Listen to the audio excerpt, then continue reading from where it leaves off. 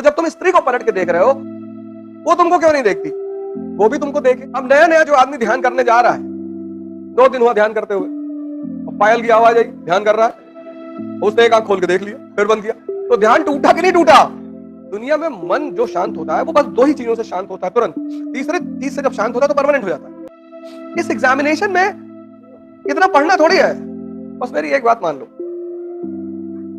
Class work और homework और selection अगर नहीं होगा ना, तुमको 2 साल का खर्चा देंगे 30,000 रुपए महीने के हिसाब से। पैर सबका मत छुआ करो, पैर दुनिया में सिर्फ 2 लोगों का छुआ करो, एक अपने माँ बाप का, एक जिसकी वजह से तुम्हारी जिंदगी बदली है। इसलिए तो मैं तुमसे कहता हूं, इस आंख को खोलो, यहां से देखो, यहां से विवेक को पैदा करो, तुम्हारा जीवन बदल जाएगा। तुम नाहक में परेशान हो, 2 साल मेहनत करो, चपक कर बैठ कर, दुनिया से कटा हो जाओ, माँ बाप को छोड़कर किसी से बात मत करो।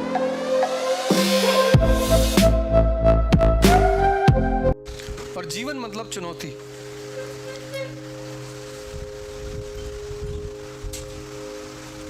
ये तुम तैयारी कर रहे हो ना, ये पढ़ाई नहीं कर रहे हो। तुम जिस दिन एक शब्द समझ जाओगे, तैयारी, बस उसी दिन तुम्हारा सिलेक्शन हो जाएगा।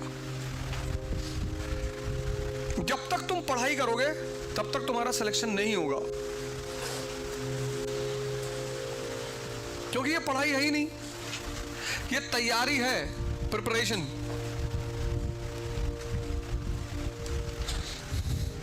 और तुम यहां आके पढ़ने लगते हो, तुम सोचते हो पढ़ाई करना है, पढ़ाई कर चुके हो तुम। कुछ लोगों को कुछ बात समझ में आती है और वो समझ उनका पूरा जीवन बदल देती है।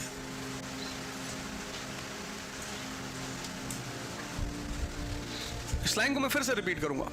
कुछ लोगों को कुछ बात समझ में आती है, समझ में, और वो समझ उनका पूरा जीवन बदल देती है।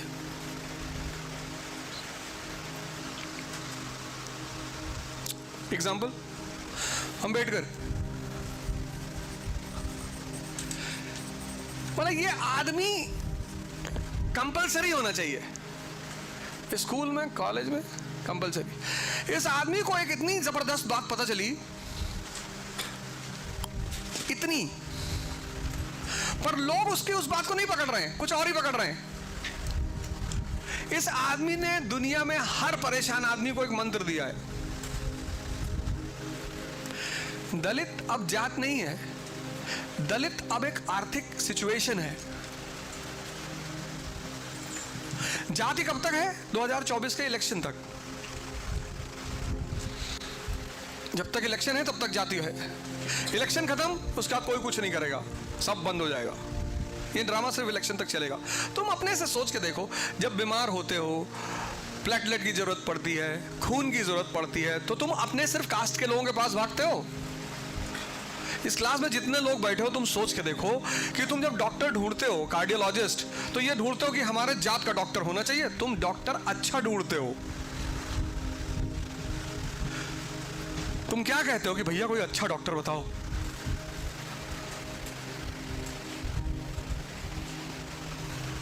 तुमको आईएएस की तैयारी करनी है, तुम जाति का टीचर ढूंढोगे?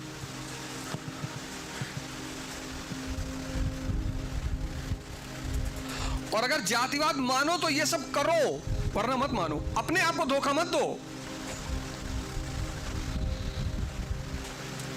तुम ही हो इस देश का भविष्य, ब्यूरोक्रेट्स, तुम ही बचाओगे।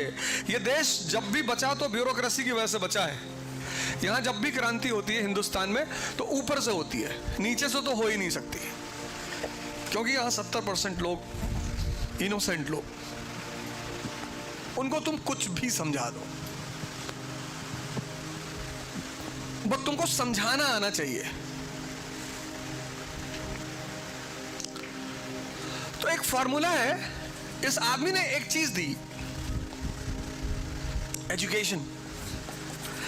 इस आदमी ने हर आदमी को, हर वो आदमी, तुम में जितने लोग परेशान हैं जीवन में, इसने फॉर्मूला दिया इस आदमी ने, एजुकेशन का। पढ़ लो।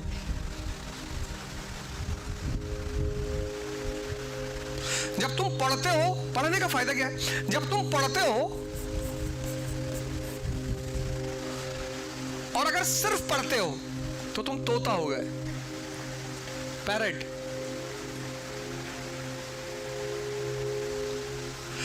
लेकिन तोते और इंसान में फर्क यह है कि जब वो पढ़ता है तो वो सोचेगा।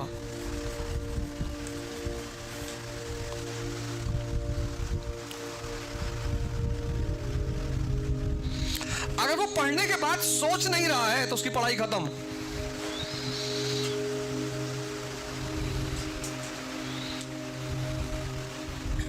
तो जब वो सोचेगा पढ़ के तो दुनियावी जो ड्रामा है उससे उसको ऊपर उठना पड़ेगा। तुम दोनों काम एक साथ नहीं कर सकते। इसलिए जो बहुत सीरियस आईएएस एस्पिरेंट्स होते हैं उनको लोग पागल कहते हैं, घमंडी कहते हैं, स्वार्थी कहते हैं। एक सीरियस आईएएस एस्पिरेंट की ये सबसे बड़ी पहचान है। सुन लो बेटा, बाद में कुछ लिख लेना। कुछ लिख रही हो शायद वहां कागज पे, मत लिखो, सुन लो। मैं जानता हूं तुम अरस्तु हो, एरिस्टोटल, तुम्हें सब आता है, लेकिन सुन लो बेटा, थोड़ा बहुत सुन लो, काम आएगा तुमको जीवन में।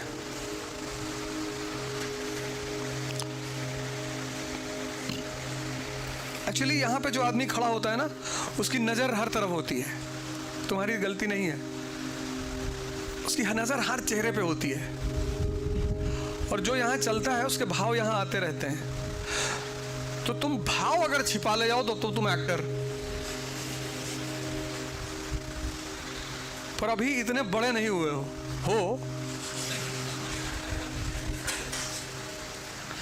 सुन लो, लड़कियों को वैसे ही बहुत अटेंटिव होना चाहिए, वरना लड़कियों की घर से निकलने के बाद एक ही चीज है, गुलामी। लड़कियों को तो बहुत सिंसियर होना चाहिए पढ़ाई में। लड़कियों को मजाक नहीं करना चाहिए भारत जैसे देश में। मतलब स्त्रियों को तो बिल्कुल मजाक नहीं करना चाहिए, एकदम। मतलब तुमको अगर यहाँ कायदे से रहना है अच्छे से, तो तुमको शक्ति लेनी ही पड़ेगी, और कोई ऑप्शन नहीं है। नहीं तो कॉन्स्टिट्यूशनल आया बन जाओगी, संवैधानिक आया। बच्चा पैदा किया, उनको पाला, उनको बड़ा किया, काम दे दिया जाएगा तुमको कि ये लो, ये तुम्हारे बच्चे, तुम पालो। तो इससे अगर थोड़ा सा ऊपर उठना है और अपना वजूद पैदा करना है तो शक्ति लेनी ही पड़ेगी। तो सवाल ये चल रहा था कि जिसको समझ में आने लगती हैं बातें, और समझ एक दृष्टि है, विचार नहीं है। समझ क्या है? एक विजन है, ये तुम्हें दिखाई पड़ेगा। समझ एक दृष्टि है, उसका पढ़ाई से कुछ भी लेना देना नहीं है। 16 साल 15 साल जब मेंस्ट्रुएशन लड़की में शुरू होता है तो उसके अंदर एग जो होते पैदा होते हैं वो जिंदा होते हैं। वो पुरुष को खींचते हैं अपनी तरफ। नाहक में तुम ऐसा पलट के नहीं देखते, धरती तुम्हें अपनी तरफ खींचती है, तुम कहते हो ग्रेविटेशन खींच रहा है। फोर्स को मानते हो ना? तो जब तुम स्त्री को पलट के देख रहे हो तो वहां भी तो कोई ग्रेविटेशन होगा। वो तुमको क्यों नहीं देखती? वो भी तुमको देखे। अगर तुम बुलेट उठा लो सड़क पे, वो भी तुमको देखेगी। ऐसा नहीं देखेगी, देखेगी वो। लेकिन अगर तुम हिल रहे हो, गुटखा खाए हो, हिल रहे हो, तो बुद्ध ने यह बात कही नहीं। जब इस्लाम आया तब उसने कहा कि औरतें मस्जिद में नहीं आएंगी, मतलब जहां मेल नमाज पढ़ेंगे औरतें अलग जगह पढ़ेंगी। अब देखो आइडिया ट्रैवल किया कि नहीं ट्रैवल किया? जो काम बुद्ध ने नहीं कर पाए किसी भी दबाव में, वो काम इस्लाम ने किया। अब नया नया जो आदमी ध्यान करने जा रहा है,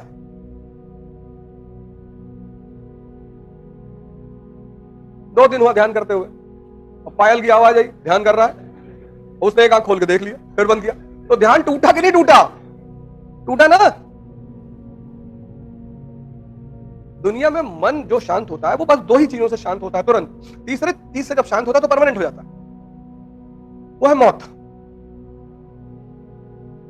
आदमी मरा, सांस खत्म, सांस खत्म, मन खत्म। मौत में पूरे शरीर में एक ही चीज गायब होती है, वो है सांस। और सांस का संबंध है मन से। तुम गुस्से में रहोगे, सांस तेज चलेगी। तुम देखो जैसे जैसे तुम्हारा मनोभाव चेंज होते हैं वैसे वैसे तुम्हारी सांस भी चेंज होती है। इसलिए दुनिया में ज्यादातर ध्यान की जो विधियां हैं वो सांस से शुरू होती है। कहती है अपनी सांसों को देखा करो। इतना आसान नहीं उन्हें देखना, बहुत मुश्किल लगती है उसको देखने में, लेकिन देख लेता है आदमी। तो मन जो कंट्रोल होता है, ये वो एक तो कोमा है, वो साइंस का मैटर है। आदमी जिंदा रहता है, सांस चलती है पर मन नहीं होता। एक मौत है, ना सांस चलती है ना मन होता है। जो डेड बॉडी है उस पर जाके तुम अगर उसके कान में कह दो कि तुम्हारी बीवी भाग गई, पड़ा हुआ है, क्या फर्क पड़ता? ये दो तो है जो मन को शांत करते हैं। तीसरा है नशा।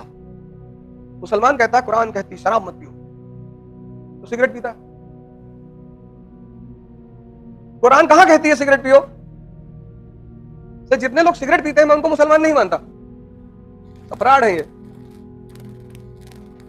बेईमान। अब दारू नहीं पियोगे तो गांजा पी लोगे, तब पर भी तो मन ही शांत कर रहा हो ना। और चौथी चीज जो सबसे ताकतवर चीज है, जो आदमी के मन को रोक देती है एकदम, वो है सेक्स, काम। इसीलिए तो प्रोस्टिट्यूशन इतना बड़ा धंधा है, इसीलिए तो प्रोस्टिट्यूशन इतना बड़ा बिजनेस है। कई सारे देश है जिनकी इकोनॉमी चलती है। अरे काहे बता रहे हो, तुमको नहीं पता है? देखो इनको पता है, ये सब चीजें तो पहले पता रहती हैं और जीवन में किया गया।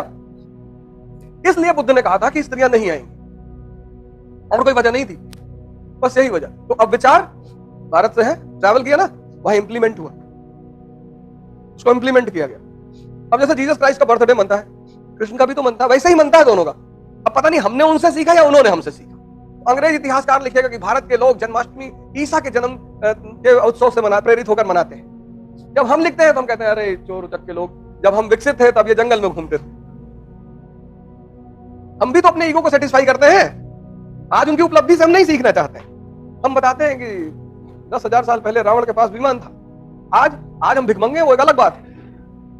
ऐसे विचार ट्रैवल करता है व्यक्ति के साथ। ये भारत भाई, क्रिश्चियन व्यापारी आए, क्रिश्चियन मिशनरियां आई, तभी तो यहाँ मॉडर्न स्कूल्स, प्रेस, ये सब उन्हीं की तो देन है। विचार ट्रैवल किया कि नहीं किया?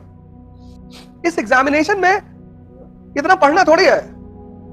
यहां जितने लोग तुम लोग आते हो, बस मेरी एक बात मान लो,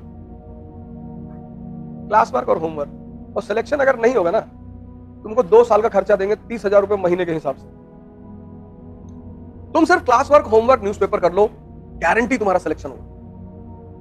ये हिंदुस्तान में जो 10, 20, 50 लोग मुझे मानते हैं, उसकी वजह यही है। किसी डॉक्टर की जब दवा सूट कर जाती है, तभी तो दोबारा तुम उस डॉक्टर के पास जाते हो। इस एग्जामिनेशन में तुम बहुत पढ़ नहीं पाओगे, इतना जान लेना। हाँ, जब तुम्हारी जो क्लास में इकोनॉमी पढ़ाई गई है वो कंसोलिडेट हो गई, हजम हो गई, उसके बाद जब तुम दत्ता सुंदरम उठाओ, अब तुम सोच के देखो, तुम्हारा नेशनल इनकम चैप्टर क्लियर है, सब पता है तुम। अब तुमने दत्ता सुंदरम की किताब उठाई पढ़ने के लिए, कितना देर लगेगा? 10 मिनट, क्योंकि सब तो समझ में पहले से है। नहीं समझे? समझ गए ना? जैसे मैंने तुम्हें पढ़ाया इंडस्ट्रियल रेवोल्यूशन, तुमने कंसोलिडेट कर लिया, हजम कर लिया, फिर किताब उठाया, कितना देर लगेगी? 10 मिनट। तुम इतनी छोटी सी बात नहीं समझ पाते हो, क्योंकि तुम्हारा मन कहता है कि इतनी बड़ी अचीवमेंट इतने छोटे रास्ते से हो जाएगी। सर, ऐसे ही होती है। जितनी बड़ी बड़ी अचीवमेंट है उनके छोटे छोटे फॉर्मूले हैं, जितनी छोटी छोटी अचीवमेंट है उनके बड़े बड़े फॉर्मूले हैं। नियम है संसार का। यहां सबको बोलो भैया मैं सच बोलता हूं, तुमको लोग कहेंगे कि झूठा 1 नंबर का है, और तुम सबसे बोलो कि मैं झूठ बोलता हूं, तो लोग कहेंगे बहुत सच बोलता है ये आदमी। ये अजीब सा खेल है, अजीब सा। एनसीईआरटी मतलब सोचने का तरीका, एनसीईआरटी मतलब आधारभूत ज्ञान। जितने लोग एनसीईआरटी तैयार कर लेते हैं आईएएस की कोचिंग करने से पहले, उनके फर्स्ट अटेम्प्ट में सेलेक्ट होने की संभावना 90% बढ़ जाती है। क्योंकि जब तुम्हें पता है कि लोकसभा क्या है, राज्यसभा क्या है, तुम इमेजिन करो, तुम पॉलिटी की क्लास में जाके बैठे तो तुमको पता ही नहीं लोकसभा क्या है, और टीचर जो समझाएगा तुमसे कनेक्ट हो पाएगा? नहीं होगा।